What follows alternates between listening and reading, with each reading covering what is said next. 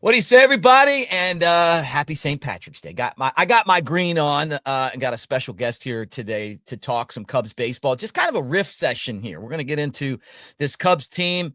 Hey, they scored some runs in Japan. Hope that continues. We'll talk about that and more. But like, subscribe, thumbs up, and thank you guys for hanging out with us on the Cubs baseball channel. Let's get the show started.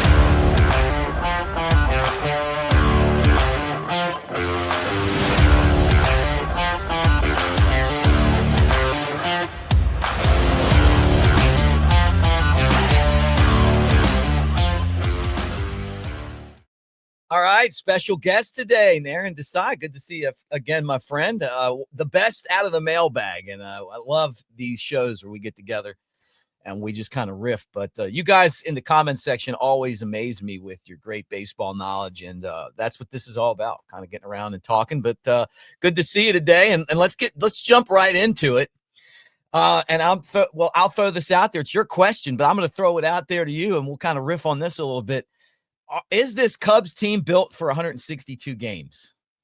Well, the quick answer is I don't think so. I think they're built for 110 games. And that's a big concern I have for this team, right? I think they're going to be good for 110 games. Which 110 games, right? Yeah. The first 110 or the middle 110 or the last 110. And we know if they're good for the last 110, it's going to be a big issue in the beginning of the season to get to right the ship, to recalibrate the roster to actually be contenders by the end of the year. And that's the hard part that I think Jed in the front office and the coaching staff are going to be dealing with. Yeah, look, they have been 110 type of season win team over the last couple of years. And, I don't know how many times I've talked about their 83 and 79 record, right? But I'm looking at okay, so the big move is that they go out and get Kyle Tucker, right? And he's a great player.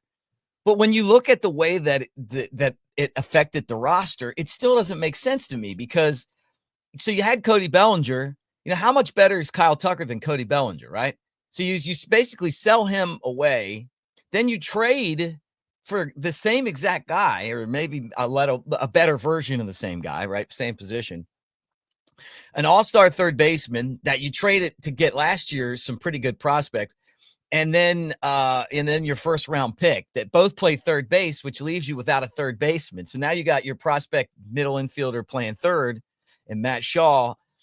I don't know. I guess it kind of goes back to is this team built to win 162 games? My biggest problem is I just want to know what are we doing sometimes? Do you feel like that? Yeah, and I think that it's a lot about what you've been doing on the channel. It's all about that extension for Jed. Yeah. And Kyle Tucker is a lottery ticket, right? He's that's what they're trying to do here with this lottery ticket. And I think it was the right move because he's a high impact bat, right? It makes the lineup longer. It creates less holes in terms of sequencing against opponents. So I think it's a great gamble, right? It's a great gamble because I think that without an impact bat, I mean, I like Cody Bellinger, but he's not a scary bat, right? Tucker's a scary bat. And then, if you get around him, you got Seiya, and then all of a sudden the lineup gets a lot longer. And then you have these second-year guys that obviously, hopefully can take the next step, right? And plus other prospects. But I think that's the key. This is about getting it's literally, I think that the code word for this season is Operation Extension. Right. And that's all Jed's thinking about. That's why you have all these old guys in the bullpen, trying to just get us to that level so we can win this division. So I can get that extension for the master plan. Yeah, right. And I kind of feel, I've said that. I feel like that's part of it. But it leaves some openings. Obviously, third base, Matt Shaw yesterday in Japan had a 2-run single. The Cubs finally scored some runs. We're going to get into the offense here in a second. I feel like you're leaving a lot to chance depending on Matt Shaw and then Gage Workman to be your third baseman. But you do that sometimes in baseball. I mean, you drafted the guy in the first round. That means that you have a position for him. I think he's more of a second baseman than a third baseman. But you know what? I mean, he can do it. He's a really good, versatile player. It just doesn't feel like a long-term fit to me. And maybe I'm wrong, and I hope I am. But when when I look at this team, I kind of feel the same way. And then you go over to the pitching, and it's like you look at the staff, and you're like, okay, so Shota Imanaga has to have a season. What? He's not going to have a season as good as he did last year, but can he have one? And I hope he does. Look, but just the chances, right? Yeah, 15 and 3, probability. so dominant. They you can already see, and you study fan graphs, that maybe some of the movement on his his fork balls, different now. I mean, is that going to change when he gets out of Arizona? We'll see what he does on opening night. I think that Justin Steele could have a better season. What Matthew Boyd looked good in that game, the exhibition game. Hopefully that continues. Jamison Tyone to me is, maybe a 4 ERA and a 10-10 record around there at best. Then you got all these guys in the fifth starter spot, which to me, I mean, I feel like it's going to be Jordan Wicks eventually, but Ben Brown could be in there. Javier Assad could be in there. I mean, you know what I'm saying? Like, whatever. And then do you get Lance Lynn? But even if you get Lance Lynn and you put all those guys out there, I still don't feel like this rotation matches up with what the Dodgers are throwing out there or what the Padres are throwing out there. And that'll probably be even the Phillies, like, and the Braves. I mean, you look at it, it's like, it just feels mediocre to me. Yeah, I mean, the roster's built. I think the roster's definitely good enough to win the Central, right? Just the way they're built. They just have to play to their level, right? But when you match them up against the Padres and these other teams, they just don't look the same. That's why I really think that this team's built like that, like I said, for 100 games, and they're going to have to recalibrate. And maybe it's internal, maybe it's Horton and Brown that step up and round out that rotation by July. Or it's a combination of moves, right? Like I think they're going to have to add in to the rotation, and they're going to have to recalibrate this back end bullpen with young guys that can last the extra 3 months, right?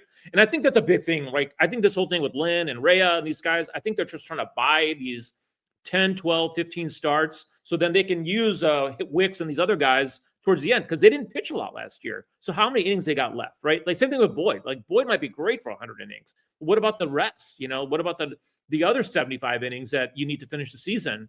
Is he going to be like one of those guys that like, okay, I'm going to start 20 games and then I'm going to move to the bullpen and let somebody else with some gas in the tank finish the year? Yeah, right. And then when you look at like the Lynn move, it's I don't even the bullpen, like I'm looking at like the guys that they're letting go, the Michael Arias and Alexander Canario and Luis Vazquez, like all these prospects that you brought up that were kind of big league ready, and then you're signing like these late 30 relievers, and then you throw them all in like in this like bullpen, and I still don't feel like the bullpen's that great. But and everybody's going to be ganging up on me right now, Aaron, because I'm being pretty skeptical here. Well, I think we should be skeptical, right? Until they prove it, I think we should be skeptical, because I just don't know how these arms are going to last. Like I think Presley, he's proven, right? Yeah. I think he's solid. I just worry about, again, how is he going to do after August 15th, right? What is he going to have left in the tank? That's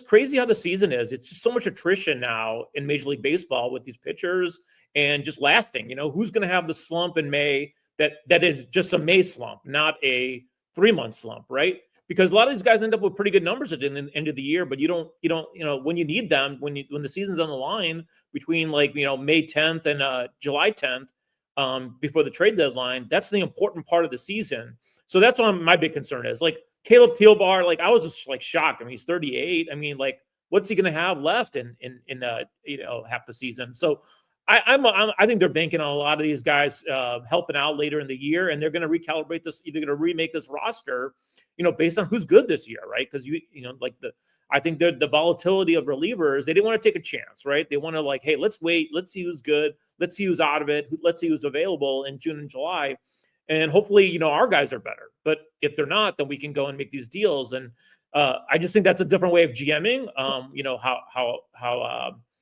Jed and these guys run their operation. And I think they have, fake salary caps, internally that, right, we didn't know about, but it's obvious that they do have fake salary caps, even though they have money. But like, that's the state of the play, right? So, yeah. But the thing is, again, that $100 million more than the Brewers, $100 million more Yeah. than the Reds. They should be able to win this division running away, and then they can recalibrate that roster at the end so they can match up for October and like kind of close that gap between head-to-head matchups versus the playoff teams. Right. And that's where I want to kind of be positive here on the things I really like about the team. I mean, first off, I love that Kyle Tucker's on the team in a contract year. You know, like there's nothing more motivating than needing to get a deal done. You know, look at Cody Bellinger, you know, and so that we get a big year out of him. If Seiya Suzuki can stay healthy, and look, he's just going to bat most of the time, right? So you would figure that, you know, he's not going to have the injuries that he seems to always get, because his body will see less wear and tear being a DH. And hopefully he has a really explosive year. You know, can Ian Happ get on base? And then I'm pretty high on Pete Crow-Armstrong. I feel like he's right on the verge of taking his game to the next level, you know. And I'm with Quentin Berry. I think that he could potentially be the most exciting player in the game. He has a Javi Baez type vibe to him. And that's exciting. I think Justin Steele's gonna, if he stays healthy, he's gonna be really good. I think we're gonna see more of the Steele from 2 years ago, and less of the guy that we saw last year. And then Presley, I feel like Presley's like gonna be one of those guys too. I mean, he's a free agent. They took his job away when the Astros did, when they signed the Hater. closer Hater. Yeah. And so it's like, you know, he's got something to prove. I like a guy with a chip on his shoulder. And then who knows, maybe Matt Shaw, you know, steps up. And the thing I love about Shaw is that he walks. So even if he's overwhelmed, he's not going to get himself out. And I think that that'll eventually give him, well, that'll give him time to figure it out. And I think that he's got the ability to be a pretty good rookie. Yeah, I mean, I think that Bush, PCA, and Shaw, you know, if they are impact bats, right? The Cubs are going to have a hard time matching up to like the Harpers and the Otani Betts, like these, like, you know, like these murderers row lineups. But if PCA, Bush, and Shaw can, like, you know, are impact bats, this lineup gets a lot longer. It gets a lot more diverse. You know, you really like that. You know, there's going to be lesser weak spots, and I think that's the key to this offense. And like my concern was with that first exhibition game in Japan. I'm like, oh man, let's, like, you know, lineup goes quiet. And I know there's jet lag and all that stuff, so I don't want to put too much account to an exhibition game. But that's my worry in the first 40 games, right?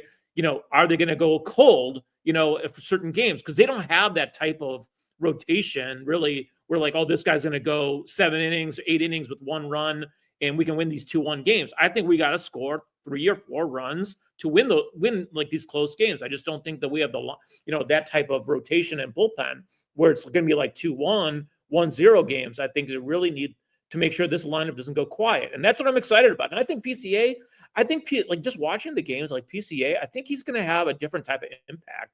It's more of like an annoyance kind of impact in the lineup, you know, which I think that, like, you know, that can really wear down a team, you know, with his stolen bases and his base running and, you know, just pitching on edge. You know, these teams, like, hey, if I make one bad ball in the dirt, and it's going to be a run. You know, I think that's going to be like really impactful versus, like, you know, these runs created numbers and these, like, you know, exit velocity numbers. And I think that's going to be really exciting for the team. So I'm excited for him to take the next step. How long does that take? You know, is it going to be like hot for 2 weeks, cold for 2 weeks, you know, until he's consistent? And I'm excited about it because I think he's got a lot of raw talent.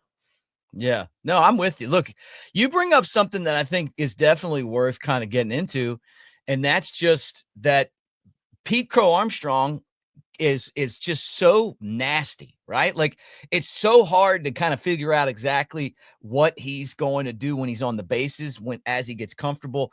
And then I didn't bring up Michael Bush, but if he can play, this guy, he's got to be a star player for the Cubs to really be, to me, a contender for the World Series, because that's a position, first base, where you need a lot of pop. But he's got it. We saw him do it in the minors.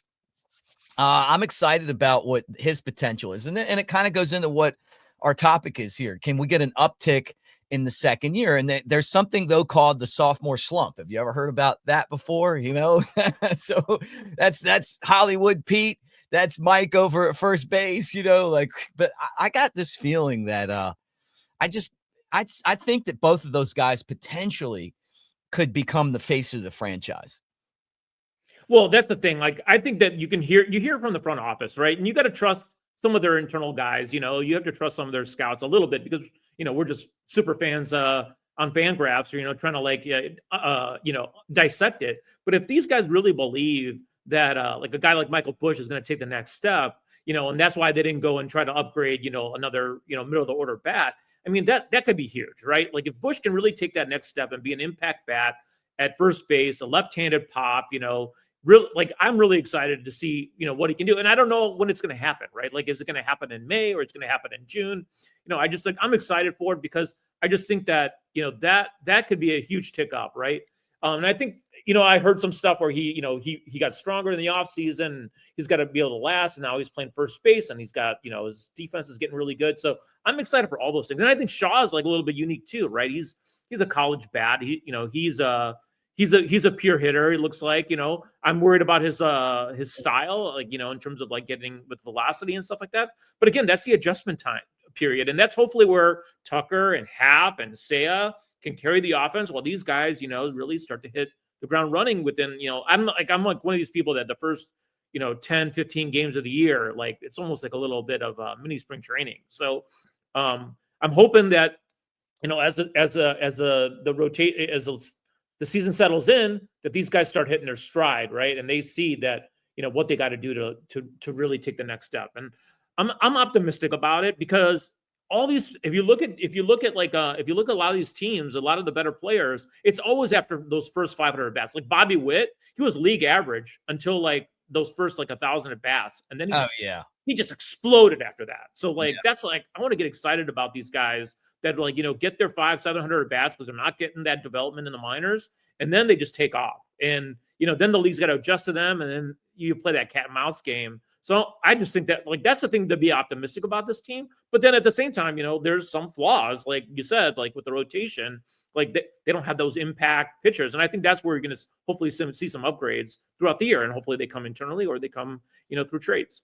Guys, like and subscribe as you hang out with us on the Cubs baseball channel. Just a riff session on St. Patty's Day. Green beer for everyone that drinks beer. Green water, I guess, if you don't drink beer. And that's from food dye, not from mold or moss or something.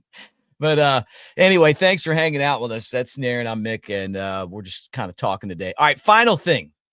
Is this offense good enough? Is this offense good enough?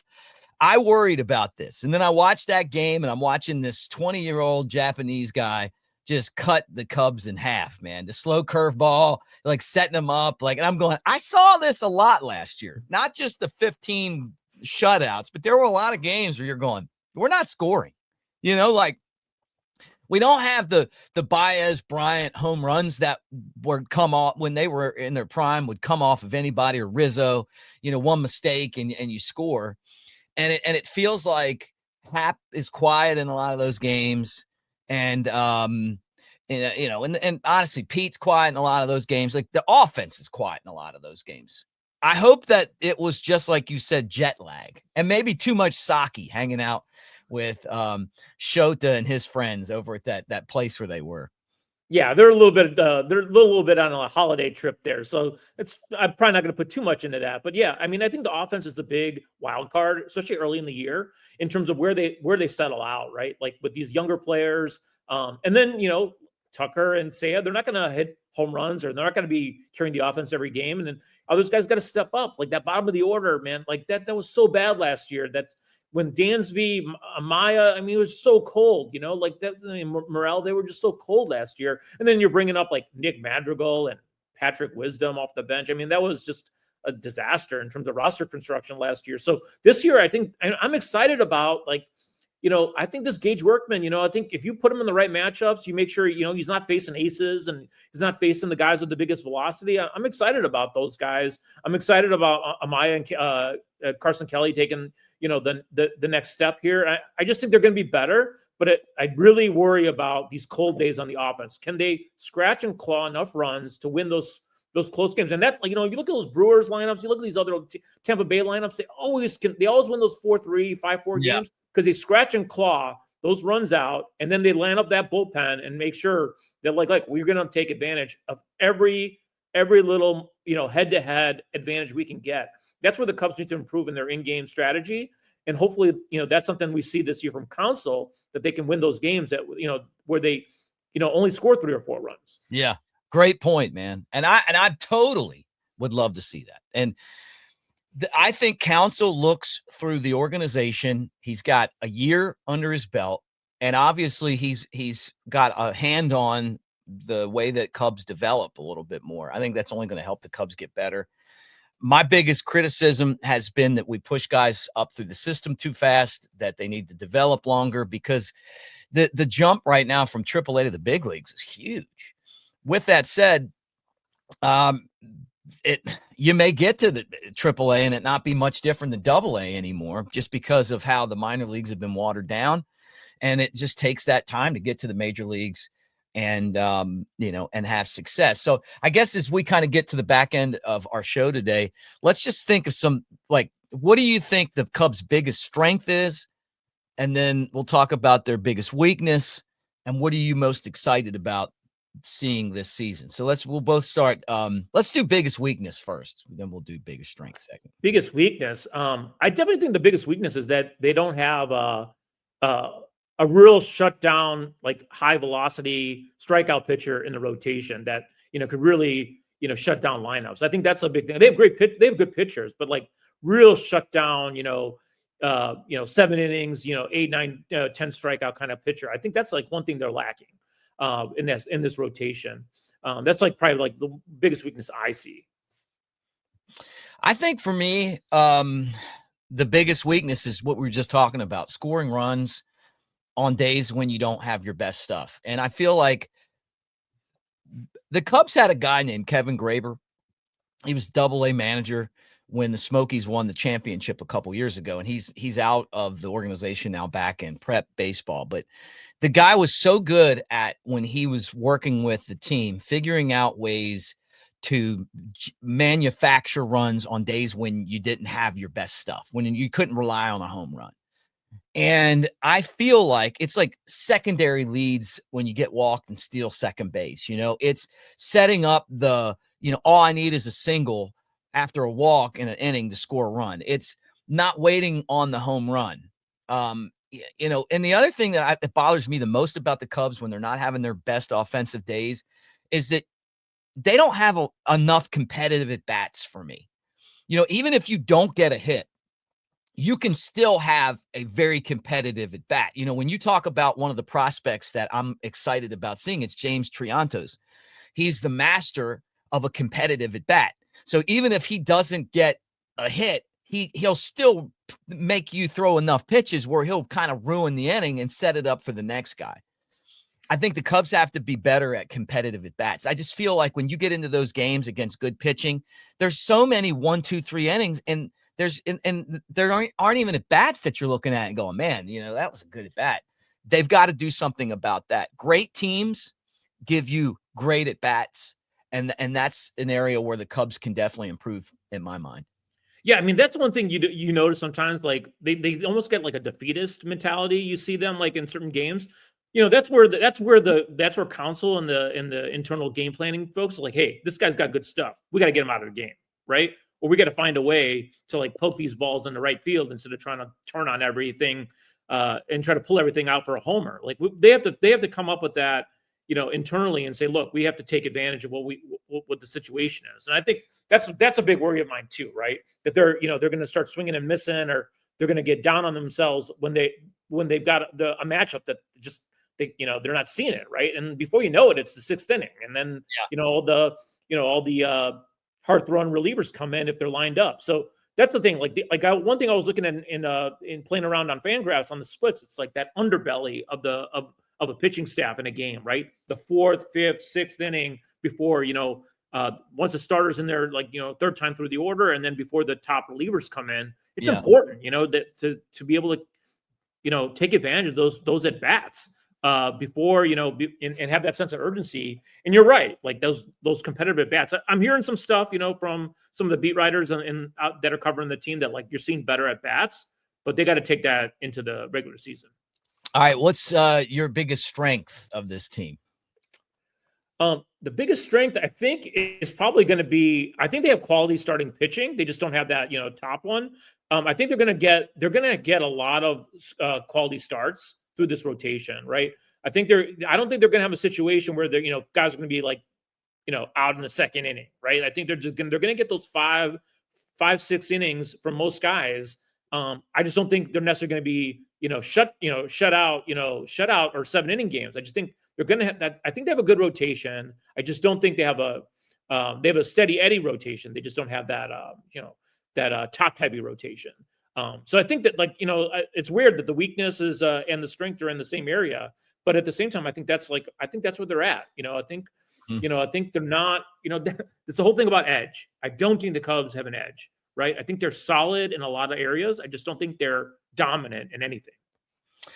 So 2 things. First off, the fact that Jed is desperate for an extension he's going to constantly be looking for something. And I think that that's dangerous, but I also think that that's really good at the same time, because you're not going to settle, because you can't, so when you have a sense of urgency, some of your best work comes out of that. And I told you guys, I know the situation here. I'm not pulling for him to get fired. I'm just telling you that's what I think's going on. I think that he's got one more chance, and he's never going to be he's not going to be a team president ever again if it doesn't work out for him right now. He's always going to be known as Theo's back, number 2 guy. With that said, the biggest strength of this team is left-handed starting pitching. How many times do you look and you're like, man, we don't even have a good lefty in the entire organization? The Cubs have 3 of them. They got Shota, right. They got Steele, and they got Wicks. And I know Wicks was hurt last year, but remember, Wicks was really good when he was healthy. I like the way I've seen him pitch this spring. He's going to end up being right back in the rotation again. That's my prediction. And he's going to be solid. I think he's going to be one of those guys that just keeps on moving up. But if you're one of those teams that's susceptible to left-handed pitching, particularly starters, the Cubs may be that you don't want to hit them on the wrong rotation day. You know what I mean? If you got to face 2 of those 3 guys in a 3-game series and you're a left-hander, you might not like that too much. Well, I think that's a key thing. I think they're trying to play that, that matchup edge. I think that having, those 3 lefties, plus they have Boyd too, I think that's going to be a good advantage for them this year with on a day-to-day, matchup level, right? In terms of the aggregate, we'll see, in terms of a short series, or when, we start getting into the pennant race, how much the impact there is on lefty righty. But I do think that's a good thing. So I'm excited. Yeah, I think you're right. And I think that, the crazy thing is, I wonder internally within the front office, they're like, hey, Brown, Horton, and Wicks are better than Tyone, Boyd, and Rhea.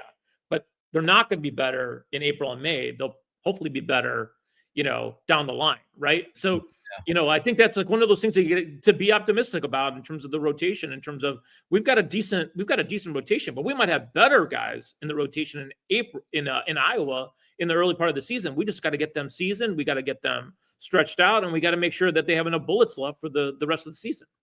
All right. What are you most excited about this season? I'm probably most excited about Tucker, right? I'm excited about having a top 5 bat or top 8 bat in the league in that middle of the order and see the impact it has throughout the lineup, right? I'd probably be most excited about that. I mean, let's say he has a Juan Soto type, year. I mean, he had an amazing year last year with Judge. But let's say, in a free agent year, he has top 3, top 4 numbers. I just think the domino effect of the lineup and the team, it's going to be pretty exciting. So I know there's going to be a lot of extension talk hit with Soto last year with the Yanks, but I'll take one great year and see where the chips fall after the season's over, because I want to win this year. I want to be in October. I want to be glued, in September to these tight games. That's what I want.